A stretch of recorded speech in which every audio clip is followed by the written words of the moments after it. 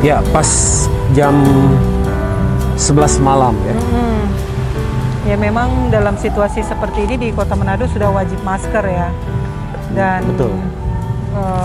Di mana-mana tadi juga sempat kita lihat ya, ada operasi gabungan. Betul.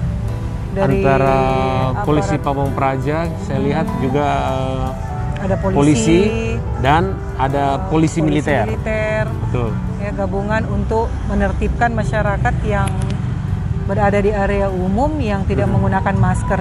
Tapi kali ini boleh enggak buka masker dulu kita berdua, karena kan bisa ngos-ngosan ini kalau ya bisa keracunan juga nanti. Dan buka masker ini juga harus dilakukan oleh para pesepeda ya. Karena tidak benar ya kalau bersepeda pakai masker. Termasuk yang lari juga. Ya, pelari juga nggak boleh pakai masker. Tapi kalau lihat situasi malam ini, sempat lihat nggak? Sempat lihat orang yang tidak tertib, masih sempat melihat orang yang tidak tertib menggunakan masker atau seperti apa? Ya, sebagian ada yang memang sangat tertib menggunakan masker, walaupun sanak famili dia pakai masker, tetapi banyak yang sudah tidak peduli lagi. Mau di tempat umum ataupun di tempat keramaian lainnya dia tidak menggunakan lagi. Karena kan ada yang sudah pada tataran masa bodoh saja, menganggap bahwa COVID-19 ini tidak ada. Jadi sebenarnya jangan begitu kan. Yang paling utama itu adalah bagaimana masyarakat itu juga sadar bahwa menjaga kesehatan itu bukan hanya untuk dirinya sendiri, tapi buat juga orang lain. Betul. Ya? Saya sepakat itu karena pakai masker itu seperti yang sering dikampanyekan, tidak hanya untuk menjaga dirinya, tetapi juga menyelamatkan orang yang ada di sekitar dia. Iya sih. Sudah jelas itu. Tapi kalau lihat malam ini, sebenarnya bukan cuma sekedar masker aja. Jadi di sini kan boleh sebut tempat? Boleh lah, boleh. Ini kan tempat keramaian ya. Yeah. Sebenarnya di sini kalau saya lihat tempat sampahnya sudah banyak. Dan tong sampah juga banyak. Iya, tempat sampah maksudnya kan tong sampah. Oh ya. Astaga. Jadi tempat sampah itu kan sudah banyak, tapi saya masih lihat banyak sampah juga di luar tong sampah, padahal tong sampah itu kan masih ada masih belum penuh kan. Kenapa harus dibuang di pinggir jalan atau ditinggal di tempat mereka duduk? Karena ada yang berprinsip kalau tidak ada yang melihat, tidak ada yang melarang, ya dibuang seenak saja gitu. Dan berpikir ada yang akan mengangkut, ada yang akan membersihkan. Nanti ada petugasnya ya. Ya, itulah pola-pola yang begitu apa itu?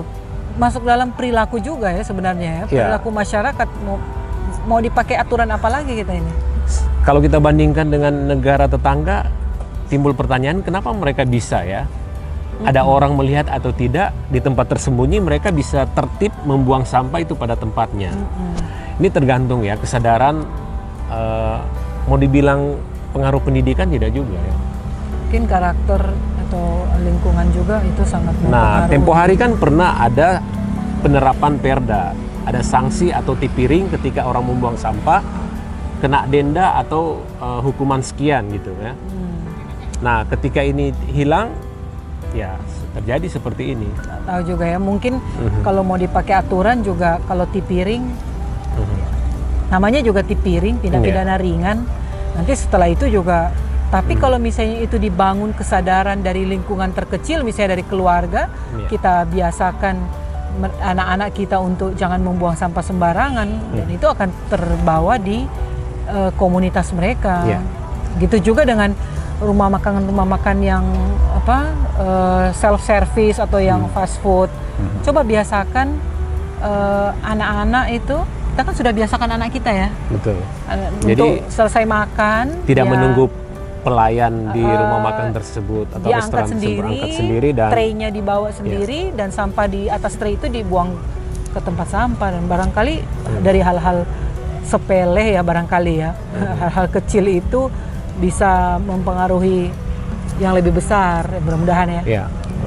Dengan cara ini akan membantu pemerintah untuk menyelesaikan masalah sampah yang setiap tahun, setiap triwulan atau bahkan setiap bulan menjadi Masih persoalan, ribut lagi masih itu. ribut lagi, Iya. apalagi tempat pembuangan akhir menjadi masalah, apakah masalah alat beratnya atau teknologi pengolahan sampah yang tidak cocok, terus menjadi pemberitaan. Nah, mungkin itu kembali lagi ke tadi, kita mulai dulu dari diri kita sendiri, dari lingkungan terkecil ya. Bagaimana kita melihat persoalan sampah itu menjadi sangat serius, Ya. tapi dari lingkungan yang paling kecil dulu. Oke. Setelah itu apalagi nih yang menarik nantinya yang bisa kita Iya. bicarakan, dan dari 6 bulan terakhir ini kan kita masih berkutat pada persoalan COVID-19 yang sampai hari ini saya tidak tahu persis berapa ribu lagi yang positif. Tapi yang menarik ketika DKI Jakarta lewat gubernurnya telah menyatakan untuk PSBB ya, pembatasan memangnya skala bisa pengaruh di sini. PSBB, pembatasan sosial berskala besar ya. Tidak secara langsung berpengaruh ke kota kita, tetapi kita bisa membayangkan bagaimana kota besar seperti Jakarta yang tren positif itu semakin naik diselesaikan dengan cara PSBB. Nah, mungkin para ekonom akan mengatakan ini akan menjadi pelambatan dari sisi ekonomi, tapi mungkin Gubernur Anies akan mengatakan kita lebih menyelamatkan warga daripada persoalan ekonomi. Sehingga pekan ke depan akan terus menjadi pemberitaan mengenai PSBB, dan bisa jadi di Bandung ataupun Surabaya ataupun di kota-kota lain, karena kan terdengar di Bali kan peningkatan 100% ketika pariwisata dibuka. Ini menjadi. Tapi akan berpengaruh nggak sih di sini? Kan kita juga sekarang lagi disibukkan dengan mau pilkada kan? Oh iya. Nah, kalau pilkada pekan ke depan sampai nanti 23 September nanti kita akan mendengar kabar dari penyelenggara, dalam hari ini Komisi Pemilihan Umum, penetapan calon untuk gubernur, wakil gubernur, dan bupati, wakil bupati, juga wali kota dan wakil wali kota. Penetapan calon ya. Ini kan baru bakal calon yang mendaftar tanggal 4, 5, dan 6 September. Penetapan sebagai calon pada tanggal 23 September kalau tidak ada perubahan ya. Kalau ngomong-ngomong itu calonnya di sini belum ada kabar kan kalau ada yang terinfeksi juga kan COVID-19, belum ya? Belum ada yang positif ya. Karena apa, mungkin nanti tes kesehatannya, atau tapi kan mereka sudah periksa swab Iya, test wajib, juga, kan? wajib. Sebelum mendaftarkan diri mereka harus menunjukkan formulir atau keterangan Itu yang sempat beredar di WA grup, ada yang bilang salah satu pasangan calon di daerah ini. satu daerah ini katanya itu sudah valid belum ya, atau hanya Oke, supaya masih kita tidak mendengar gonjang-ganjing lagi ya? kabar-kabar angin, kita tunggu saja pernyataan resmi dari pihak KPU. Tapi apakah memang bisa dibuka itu informasinya bahwa si A, si B, si C pasangan ini terkonfirmasi positif COVID-19? Nah, ini menjadi Sementara menarik. itu kan, Kalau sesuai dengan Undang-Undang Keterbukaan Informasi Publik, pasal 17 mengatakan bahwa informasi rekam jejak kesehatan seseorang kan tidak boleh dibuka. Ya, itu Tapi juga. kalau misalnya dalam kaitan dengan tahapan pilkada, saya bisa memastikan bahwa KPU bisa men-TMS-kan, menyatakan tidak memenuhi syarat pasangan calon atau seorang pasangan calon dengan alasan ini, ya bisa saja dibuka.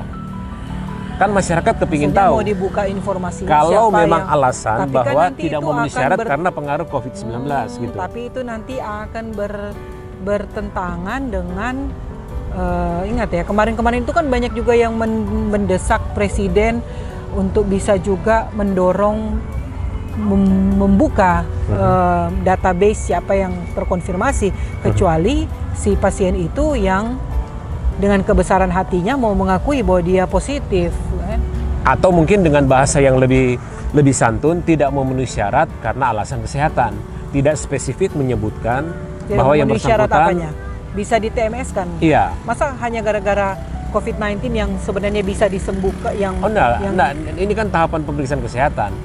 Kalau misalnya dalam tahap pemeriksaan dia tidak memenuhi syarat, kan seorang yang tidak sehat pasti tidak memenuhi syarat. Tapi gitu. kan kalau COVID kemudian kita banyak melihat kasus COVID-19 lebih banyak yang sembuh kan?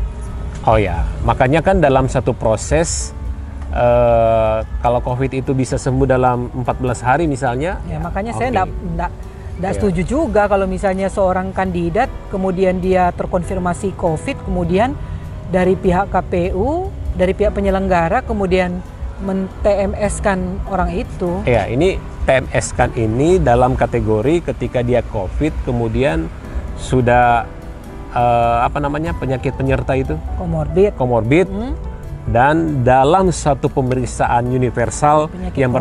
bersangkutan dia tidak layak lagi dari sisi kesehatan, bukan hanya spesifik kepada COVID-19. Tapi itu nanti kita lihatlah, kan tidak bisa diputuskan kita malam berdua ini. malam ini.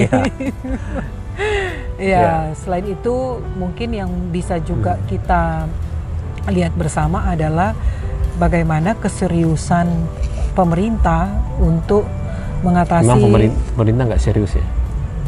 Belum tahu topiknya apa.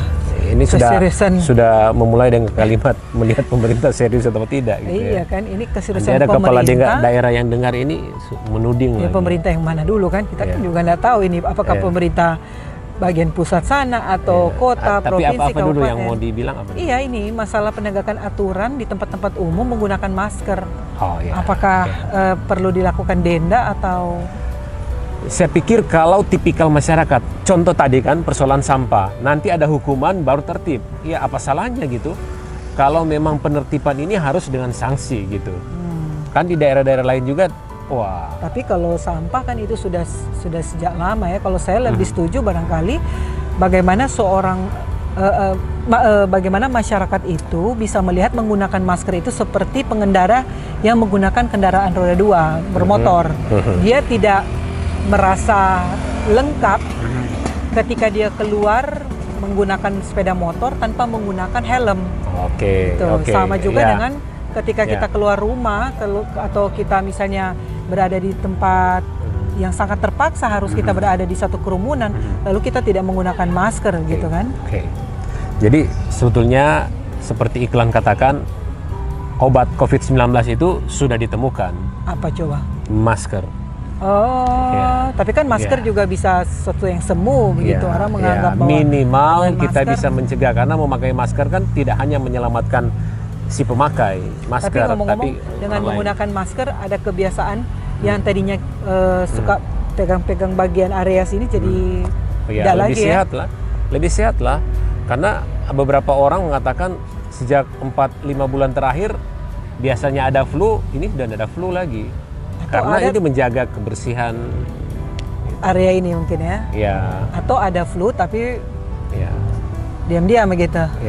Dulu kan sebelum ada COVID, kalau perlu posting di Facebook status lagi pilek, lagi status. Sekarang orang berani. Oke, inilah obrolan akhir pekan. Ini sudah mau jam tengah malam. Obrolan akhir pekan kita sekedar menggambarkan bagaimana pemberitaan pekan depan.